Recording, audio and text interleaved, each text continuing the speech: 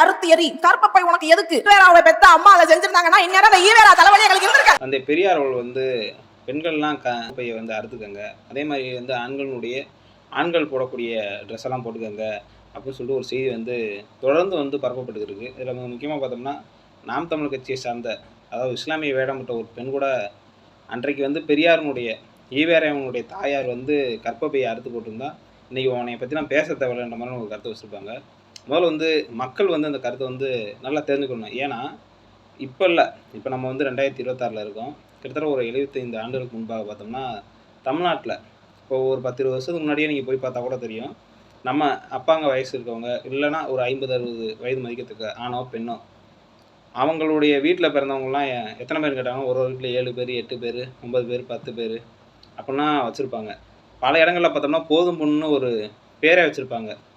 அது ஏன் அந்த போதும் பொண்ணுன்னு பேர் வச்சுருக்காங்கன்னா, ரொம்ப குழந்தைகள் பிறந்திருப்பாங்க. ஒரு 8ஓ 9வது 10ஓ இதோட போதும்பா பொண்ணு அப்படின்னால போதும் பொண்ணுன்ற மாதிரியான பேர் கூட வச்சுருப்பாங்க. சரி, நம்ம அந்த விஷயத்துக்கு வருமே.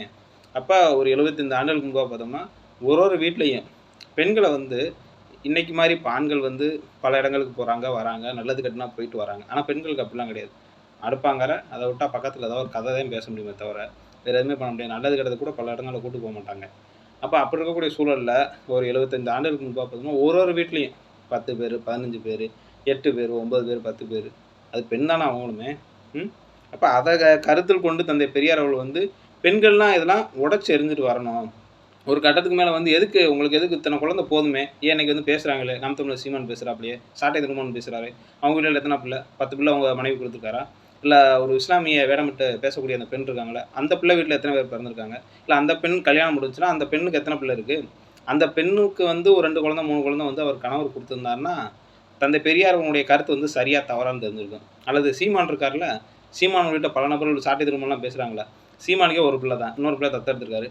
அப்போ எதுலேருந்து பேசணும் கொஞ்சமாவது யோசிச்சு பேசணும். தந்தை பெரியார் அவங்களுடைய வாழ்ந்த காலத்தில் ஒரு பெண்ணுக்கு இத்தனை குழந்தை பிறகு என்ன லிமிட்டே கிடையாதா? எதனா அன்லிமிட்டட் மீல்ஸா? அப்போ அந்த சூழலை கருத்து கொண்டு தான் தந்தை பெரியார் அவர்கள் பேசினாரே தவிர இவங்க மாதிரி பெண்கள்லாம் கற்பப்பையை அறுத்து தெரிஞ்சிருங்க அப்படின்னு சொல்லிட்டான்றது வந்து ஒரு அப்பட்டமான பொய். இந்த நாம் தமிழர் கும்பலை வந்து தொடர்ந்து நம்ம மக்கள் மத்தியில் வந்து அம்பலப்படுத்துவோம். சீமானுடைய செயல் திட்டம் என்பது வந்து பாஜக RSSனுடைய தமிழ்நாட்டினுடைய இன்னொரு அணியினுடைய செயலாகத்தான் நம்ம பார்க்க வேண்டும்ன்றதான் இந்த நேரத்தில் தெரிவித்துக் கொள்கிறேன். நன்றி.